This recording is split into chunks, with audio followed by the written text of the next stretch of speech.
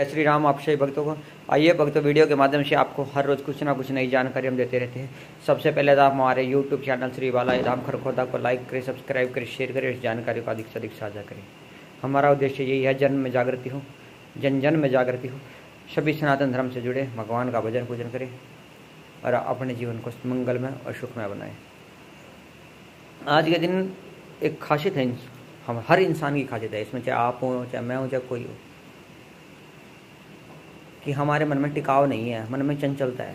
और जिसके मन में टिकाव हो जाता है, चंचलता हो जाती है, उसका बेड़ा पार हो जाता है। और टिकाव और चंचलता किसी चीज़ में मैंने बहुत सारी बार ये देखा कि कुछ लोग ऐसे होते हैं, वो कभी किसी दरबार में भटकते हैं, किसी भगत के पास, किसी शाणे के पास, किसी साधक के पास भटकते हैं, कभी किसी के पास जाते हैं, कभी किसी को गुरु बना लेते हैं, कभी किसी को गुरु बना लेते हैं। आजकल तो गुरु इस तरह बदलते हैं लोग जैसे कपड़े बदलते हैं। आज गुरु कोई है, कल कोई है, परसों कोई है। हमारे सनातन धर्म में गुरु परंपरा का एक बहुत बड़ा अपना एक महत्व था। जीवन में गुरु धारण एक ही बार होता था। हमारे हरियाणा में कहावत है, पानी पियो छान के, गुरु बनाओ जान के। जब गुरु मंत्र या गुरु दीक्षा हम किसी से लेते हैं तो जान कर, समझ कर, सोच विचार कर, पहचान करके ही किसी को गुरु बनाना चाहिए, उन्हें गुरु धारण करना चाहिए। और आज धारणा कुछ और है। आजकल लोग अपने किसी काम के चक्कर में, जी मेरा दुकान नहीं चल रही, मेरी बिजनेस नहीं चल रहा, मेरा कारोबार नहीं चल रहा, मेरे पैसे फंसे हुए हैं, या मेरे बच्चे तंग कर रहे हैं, मेरी पत्नी तंग कर रही है, पत्नी कहती है मेरा पति तंग कर रहा है। यानी स्वार्थ को लेकर के एक जगह जाते हैं। अगर वहाँ से स्वार्थ पूरा नहीं होता, उस दरबार से, उस भगत से, उस शाणी शक्ति तांत्रिक का गौरी से, किसी भगत से या किसी गुरु से वो स्वार्थ जाने वाले व्यक्ति का पूरा नहीं होता, तो वो उसे छोड़ देता है, उस स्थान को छोड़ देता है, उस दरबार, उस गद्दी को छोड़ देता है, उनसे जो गुरु मंत्र लिया उसे जपना भी छोड़ देता है, उस गुरु को भी छोड़ देता है और किसी अन्य स्थान पर चला जाता है। अन्य स्थान पर कहाँ कोई दूसरा व्यक्ति कह देता है, जी मैं वहाँ गया था, मेरा ये काम हो गया था, वहाँ चलो। तो फिर क्या होता है, इससे पैदा होता है भटकाव। और जो इस भटकाव में पड़ जाता है वो ज़िंदगी भर चक्री काटता रहता है, कभी कहीं भटकता है, कभी कहीं भटकता है, पर उसको कहीं से लाभ नहीं होता। जीवन में कुछ काम ऐसे हैं जो अब कहीं जाएं ना जाएं, किसी को गुरु बनाएं ना बनाएं, किसी दरबार में, किसी गद्दी में, किसी भगत के पास, किसी साधक के पास जाए ना जाए, वो होकर रहेंगे, क्योंकि वो आपके कर्म में निर्धारित हैं। और कुछ कार्य ऐसे होते हैं जो किसी गद्दी पर, किसी गुरु के पास, किसी भगत, किसी साधक के पास जाकर आपके संपूर्ण होते हैं। वो कैसे? मान लीजिए आपके ऊपर कोई देव शक्ति रुष्ट है, कोई देवी शक्ति आपको परेशान कर रही है, आपके पितर, आपके पूर्वज, कोई भगवती की शक्ति, कोई यक्षिणी, कोई योगिनी, कोई हनुमान जी की शक्ति, कोई आपके पूर्वजों की कोई शक्ति, अन्य कोई भी देवी शक्ति है, वो आपको परेशान करती है। तो उसका निवारण किसी दरबार में, किसी गद्दी पे, किसी साधक उपासक के पास जाकर आपका होगा। अगर आपको कोई भूत प्रेत परेशान कर रहा है तो किसी गद्दी, किसी दरबार पर जाकर आपका वो कार्य पूर्ण होगा, वो हटेगा, वो बीमारी शांत होगी।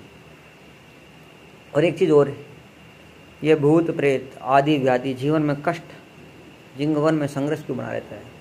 इस दुनिया में, इस धरती पर जो आया है उसे दुखों का, कष्टों का और संघर्ष का सामना करना ही पड़ता है, संघर्ष करना ही पड़ता है, दुखों का सामना करना ही पड़ता है। कारण ये धरती है, ये जो भूमंडल है, ये दुखालय है, सुखालय नहीं है। जो इस धरती पर आया है उसे दुखों का सामना करना पड़ा है। भगवान ने भी दुखों का सामना करा, संकटों का सामना करा, इंसान को समझाने के लिए कि यह इस धरती पर जो आता है जीवन जीने के लिए संघर्ष करना पड़ता है और अपने कर्मों के अनुसार दुख सुख भोगने पड़ते हैं।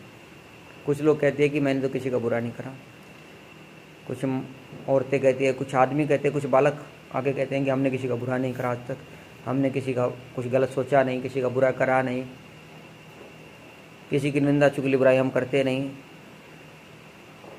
किसी का बुरा करने की हम सोचते नहीं। तो हमारे साथ ऐसा क्यों रहा है? ये जरूरी नहीं है कि इसी जन्म के किसी कष्ट के कारण आपको ये दुख प्राप्त हुआ हो। ये जरूरी नहीं है कि इस जन्म में आपने अच्छा कर्म कर रहे हैं, किसी का बुरा नहीं कर रहे, तो आपके साथ बुरा नहीं होगा। हो सकता है आपका पिछले अगले कर्मों का, किसी पिछले जन्म का कोई कष्ट भोगना आपका रहता है और वो भोग के रूप में यहाँ प्रकट हो जाए। कोई भूत प्रेत बन के आ जाए, कोई संकट बन के आ जाए, कोई ग्रह पीड़ा बन के आ जाए, कोई शत्रु बन के आ जाए, वो आती है। क्योंकि पुरानी कहावत है, करा करम भोगे सरे, अर्थात जो करा हुआ कर्म है उसे भोगना ही पड़ता है, बिना भोगे उसका निवारण होता नहीं है। चाहे इस जन्म में भोगे, चाहे अगले जन्म में, चाहे कभी भोगना पड़ता है। जो लोग दुखों का सामना नहीं कर पाते, संघर्ष नहीं कर पाते और वो टूट जाते हैं और आत्महत्या करते हैं, तो उनकी भी मुक्ति नहीं होती। वो इस धरती पर भूत प्रेत बनकर, प्रेत योनि में या भूत योनि में रहकर अपने कष्टों को भोगते हैं। वो किसी को दिखते नहीं हैं, फिर अपने वो सबको देखते पर उन्हें हर कोई नहीं देख सकता, और वो भूत प्रेत बन के भूख प्यास से पीड़ित होकर इस धरती पर, इस भूमंडल पर भटकते रहते हैं। तो मेरा कहने का एक मतलब है, मरने से भी दुख संकट समाप्त नहीं होंगे और जगह जगह भटकने से भी दुख संकट समाप्त नहीं होंगे। रोज रोज गुरु बदलने से भी दुख संकट समाप्त नहीं होंगे। अलग अलग गद्दियाँ, चौकियाँ, दरबारों में भक्तों पे, साधकों, पासकों के पास जाकर भी आपके दुख संकट समाप्त नहीं होंगे। वो समाप्त कैसे होंगे? वो समाप्त होंगे एक तरीके से। पहले तो आप सनातन धर्म में, हमारे सनातन धर्म में एक परंपरा थी, गुरु परंपरा। अगर आपके कुल में जो आपके कुल पुरोहित है, आपके कुल गुरु है, उनके बताई गई दीक्षा का पालन करें। जो आपके कुल में गुरु मंत्र चला आ रहा है, गुरु दीक्षा चली आ रही है, उस परंपरा से जुड़े आप, और उस परंपरा से जुड़कर आपके जो बड़े बुजुर्ग जिस परंपरा से जुड़े हैं, उस परंपरा से जुड़े, उस गुरु मार्ग से जुड़े और जुड़कर अपने गुरु के बताए मार्गदर्शन का पालन करें। नई कोई लाग लपेट लगाए नहीं, नई कोई पूजा पाठ आप करना नहीं चाहते तो ना करें, पर जो आपके बड़े बुजुर्ग, आपके पूर्वज, आपके माता पिता, दादा परदादा जो पूजा पाठ करते थे उन्हें करें। और सबसे पहले तो आप अपने कुल देवता, स्थान देवता, पितृ देवता, पूर्वजों का, कुल देवी देवताओं का पूजन करें। जो लोग अपने स्थान देवता, कुल देवता, पूर्वजों का, पितरों का, कुल देवी का पूजन छोड़ देते हैं, उनकी पूजा आराधना छोड़ देते हैं,